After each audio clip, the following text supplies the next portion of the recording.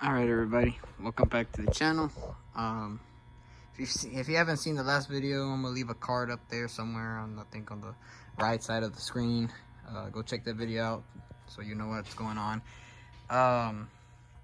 So I'm gonna start tearing down the top end. For one, when you work on these type of motors, these TBIs, Vortex is a little bit different.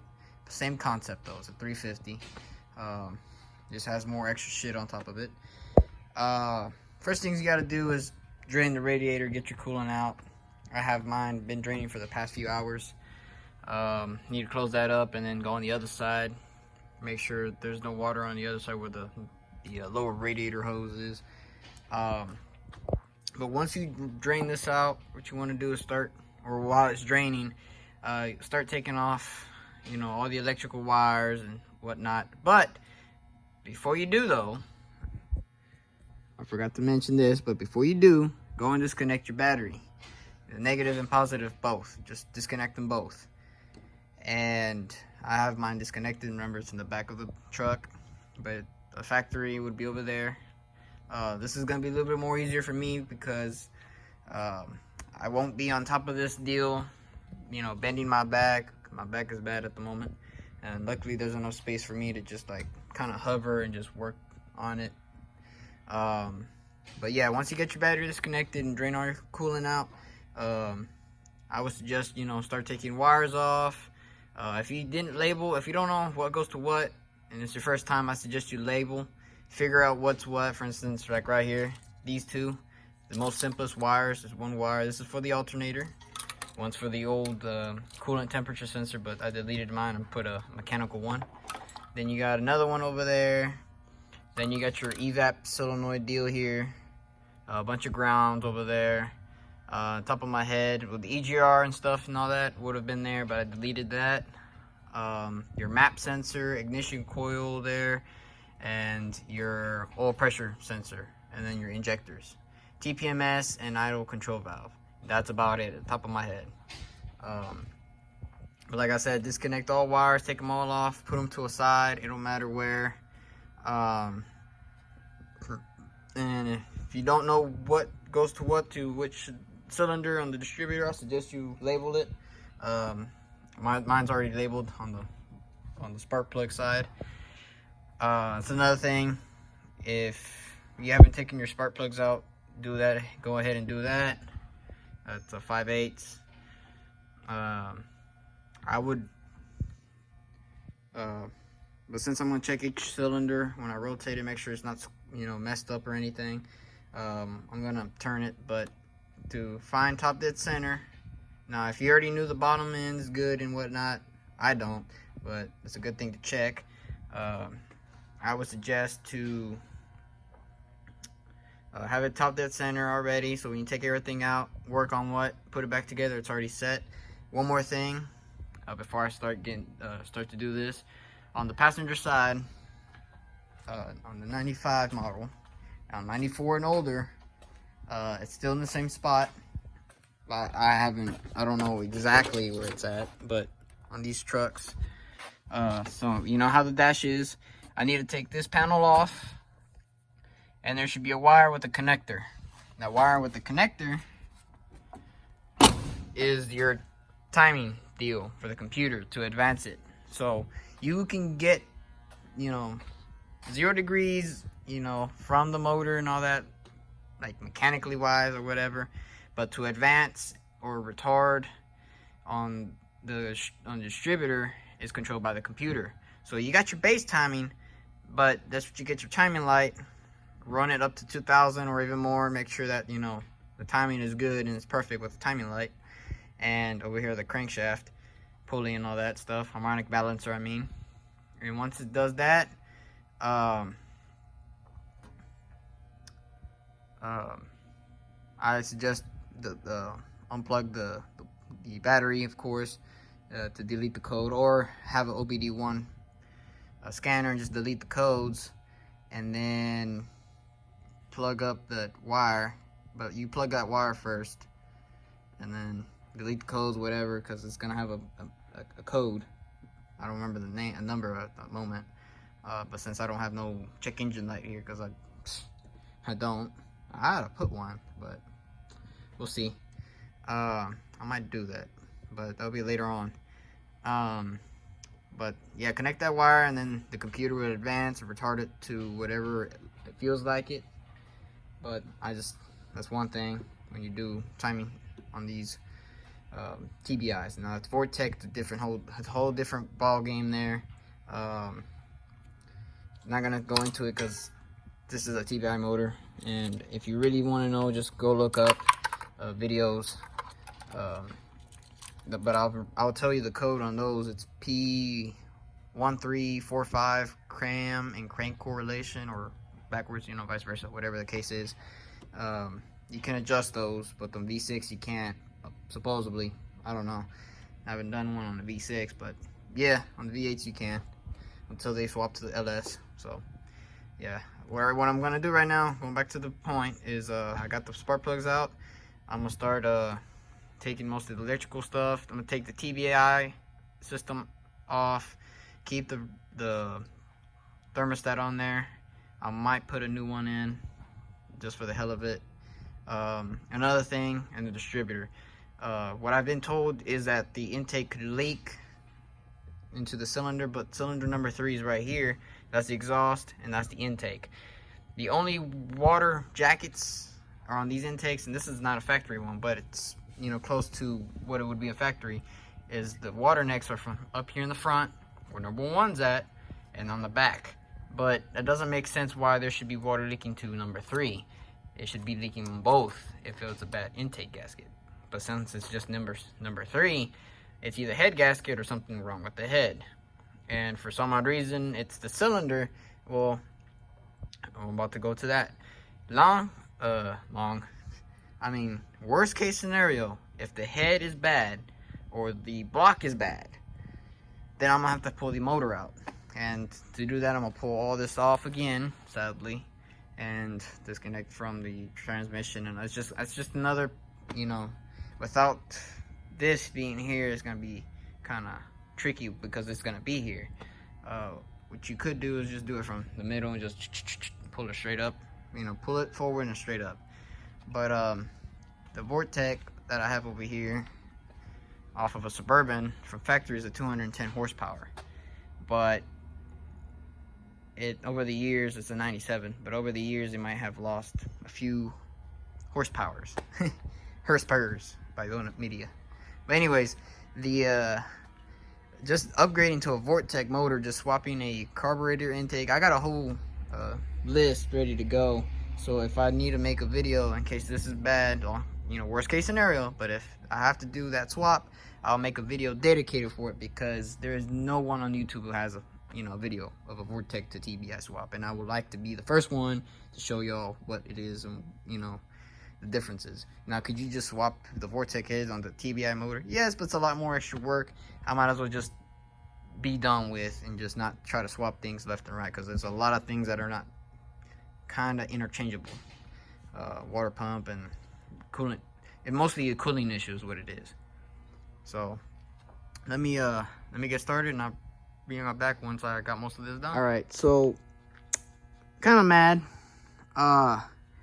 Did a little review on the past 30 minutes of me tearing this top end apart, up to the intake at least, and it was all silent. There was no voice, there was no audio for some odd reason. So I'm not gonna put that in. I'm not gonna crunch it down and time lapse it. It's just no.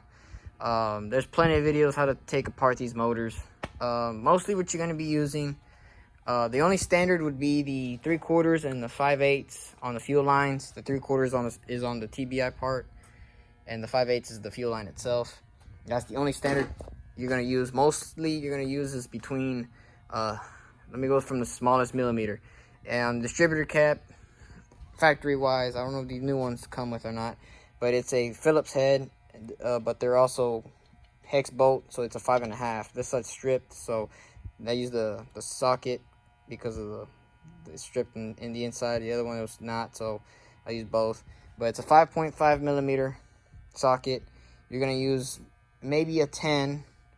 Definitely get yourself a deep and short socket, 13 and 14, and even a 15 just in case. But the intake bolts are all 14. A couple of bolts here and there that are 13. The distributor hold down bolt is 14. It's mostly 14. Other than that, that's the only thing you're gonna be doing if you're gonna be replacing the intake manifold gasket. But this case, it wasn't the gasket. Here's the gaskets. This is the driver's side here. Oh my bad, the passenger side. This is the driver's side. So this is a flat tappet, but it has the provisions. You see the towers and how it might be threaded. I don't know, but this can be used as a vortex. You can use a roller, basically is what I'm saying.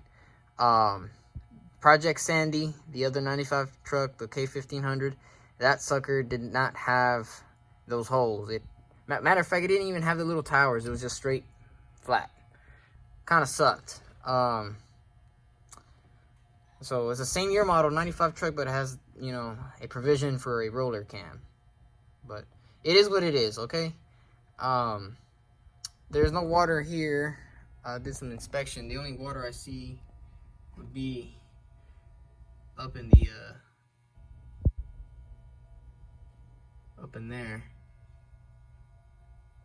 This is intake for number 1. That's intake for number 3. That's the one that water has. And I mean, the only logical thing I can think is the head gasket itself. So, and like I said, check everything else. Send those heads to the machine shop, check them out, and then check the block, the cylinder wall, make sure nothing, if everything's good, it's good. If not, like I said in the first segment, let me focus there. First segment, it's gonna get a different motor, but I'll keep this block. Like I said, worst case scenario, but this block has provisions for like a vortex style, you know, roller cam. If I can, I will put a roller cam, but not right now. So I'm gonna be going home. It's too much excitement for one day. Sadly, I swear, man, the audio was not there. Just straight me doing the work, and I'm not gonna time lapse it. It's just no. Matter of fact, in one part of the video, it was still on the it was 24 something minutes. No, 28. The other segment was 4 minutes. That's where my dad was grinding a piece of metal and just cut out completely. And then the other portion, the 20 something minutes long, up to like the half is where it was just still like nothing is happening. And I fast forward, nothing. I was like, God damn. So the footage is no good, sadly. It kind of sucks. It's weird for iPhone to be doing that, but it is what it is. So next thing to do, big tomorrow, is take all of this off, take the front accessories, and take the head off. But what you really got to do is just, it's time consuming. That's all it is. It's not hard work. Like I said, luckily I have most of this open area here, so I can just like bend over here. Well, not really bend over due to my back issue right now, but I can just, you know, boop, boop, boop, just get done to it. So yeah, that's what I'm gonna end up doing. Too much to explain for one day. Shit. Also, let me flip this intake over, cause here's the new stuff. Here's the new stuff. It's all Felpro. Comes with valve, guide, seal, whatever you want to call them. All the gaskets.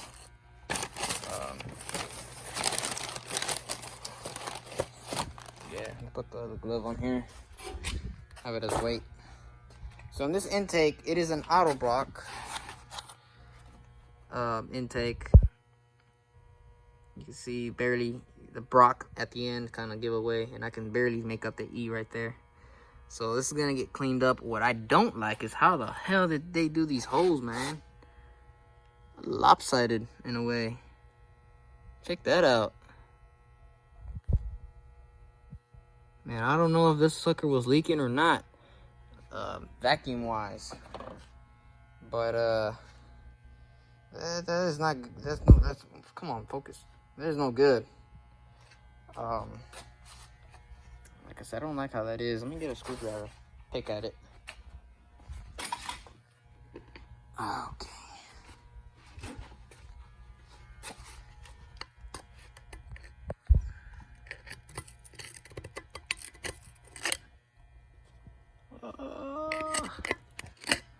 I can't tell if that's been messed with or that's just how it comes. This side though, I don't think so. Yeah, I don't know. The only ports there is just the EGR, which is plugged. I don't like how that is.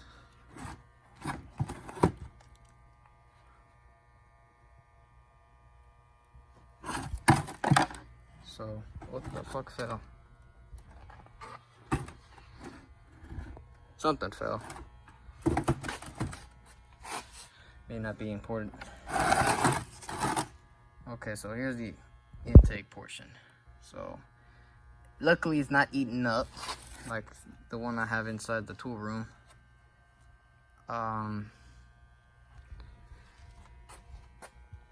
Yeah, there's no signs of water coming into the intake, especially this side. Number 3 cylinders right here, so there's no signs of water coming into it, so it's not the intake. It has to be the head gasket or the block. Oh, look at that. Ain't that nice? Oh, great. Oh, I think I know what fell. It was the clamp. There it is. Yeah. So, yeah. Like I said, I don't like them holes, man. They're lopsided. You know, or eloped or whatever you want to call them. They're huge. It's not supposed to be like that. To accommodate, like, I don't know. Well, I'm gonna ask around. Since this is an Autobrock performance intake, this sucker right here is like $600 easy. And it would suck that I won't be able to use it. Well, I didn't have any vacuum leaks though, so that's the thing. Screw it. It's gonna go back on there. If I got a vacuum leak, I know where it's at. It's right there. But like I said, EGR's plugged, so what's it gonna really be sucking from? Oh well. Damn, this thing don't focus right. Alright. So yeah, I'm gonna put this back on there just to put it back on there so nothing gets into the motor. And tomorrow I'll start tearing apart the head here. So tomorrow majorly is gonna be working on the front part here and get most of this shit off, and then work on the heads. So tonight this video is gonna be up, and then tomorrow get part 2 out. It's crazy. It's crazy. It's crazy. Well, see you tomorrow. You know what to do already, and I'll catch you on the flip side. Appreciate it.